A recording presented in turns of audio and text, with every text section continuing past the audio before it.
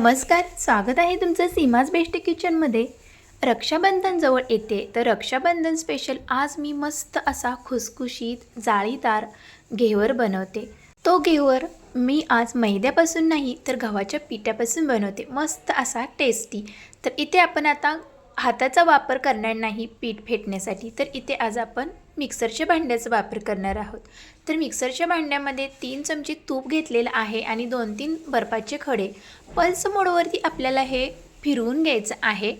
तर बघू शकता मस्त असं हे मेल्ट म्हणजे मिक्स झालेलं आहे तूप, एकदम सॉफ्ट असं क्रीमी झालेलं आहे टेक्स्चर। तर स्मूथ झालं पाहिजे अशा पद्धतीनं हे तूप। तर आता जे पाणी आहे एक्स्ट्रा ते काढून घेऊया आणि तूप आहे तेच भांड्यामध्ये आहे तसं ठेवायचं आहे। तर असं हे जसं आपलं ते क्रीम असते तशा पद्धतीने आपल्याला हे तूप बनवायचं आहे मिक्सरच्या भांड्यामध्ये। हाताने वेळ लागतो म्हणून मी आज इथे मिक्सरच्या भांड्यामध्ये सर्व प्रोसेस दाखवणार आहे। तर 1 कप इथे चाळून घेतलेलं गव्हाचं पीठ आणि 1 चमचा इथे मी बेसन घेतलेलं आहे। पहिल्यांदा आपण कोरडं पीठ फिरवून घेऊया। तर अशा पद्धतीने इथे फिरवून घेतलेलं आहे, मिक्स करून घेऊया आणि नंतर इथे आपण पुढची प्रोसेस करून घेणार आहोत। तर स्टेप बाय स्टेप इथे मी सर्व करत आहे। तर 1 कप इथे मी थंडगार असं हे दूध घेतलेलं आहे, पुन्हा आपण हे फिरवून घेतलेलं आहे आणि त्याच कपाने इथे मी एकदम थंड पाणी 2 कप घेतलेलं आहे। आता हे पुन्हा मिक्स करून मिक्सरला आपण फिरवून घेणार आहोत। तर बघू शकता हे मिक्सरला मी फिरवलेलं आहे, एकजीव स्मूथ बॅटर झालेलं आहे। मिक्सरच्या भांड्यामध्ये केल्यामुळे काय होते, कुठेही गुठळी राहत नाही, एकसारखं हे मिश्रण फेटलं जातं आणि हाताने खूप वेळ लागतो, म्हणून अशा पद्धतीने इथे मी मिक्सरच्या भांड्याचा वापर केलेला आहे। इथे आता गाळण घेऊया आणि आपण हे मिश्रण गाळून घेणार आहोत। तर गुठळी वगैरे राहिलेली असते ती आपली पूर्णपणे निघून जाते। तर अशा पद्धतीने सर्व गाळून घेतलेलं आहे। आता या मिश्रणमध्ये आपण अर्धा लिंबूचा रस मी पिळून घातलेला आहे।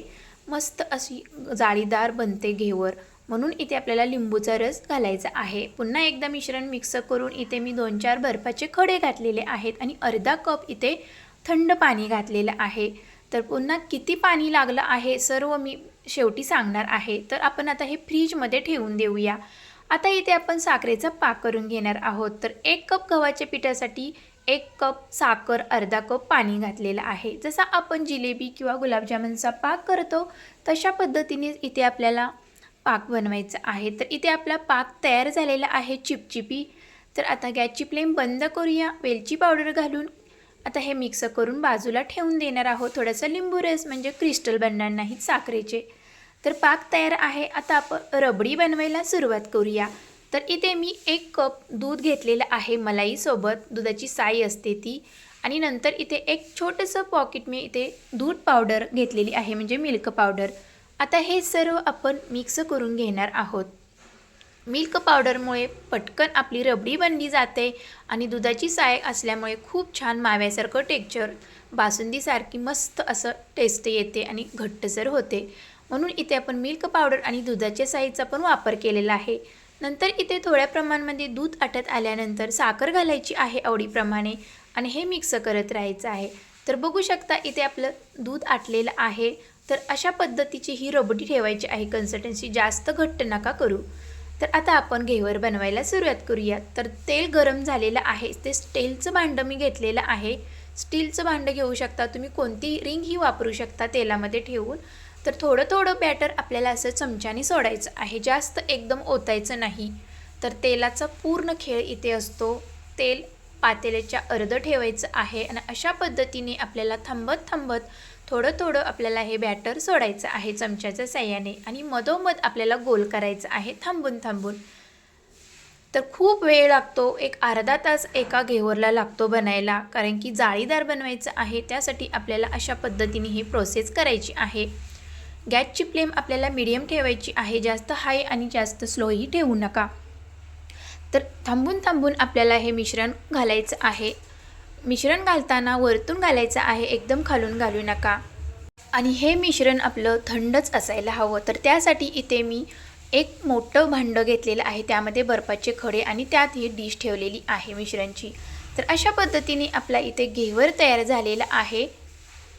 तर घेवर आता अलगद असा मी काढलेला आहे आणि इथे मी एकच घेवर बनवलेलं आहे. बाकीचे घेवर मी नंतर बनवणार आहे. बाकीचे म्हणजे एकच घेवर होईल. एक कप पिठामध्ये 2 घेवर बनतात.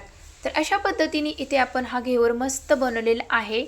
एवढा परफेक्ट बनलेला नाही, पण छान झालेला आहे. जाळी पण छान बनलेली आहे.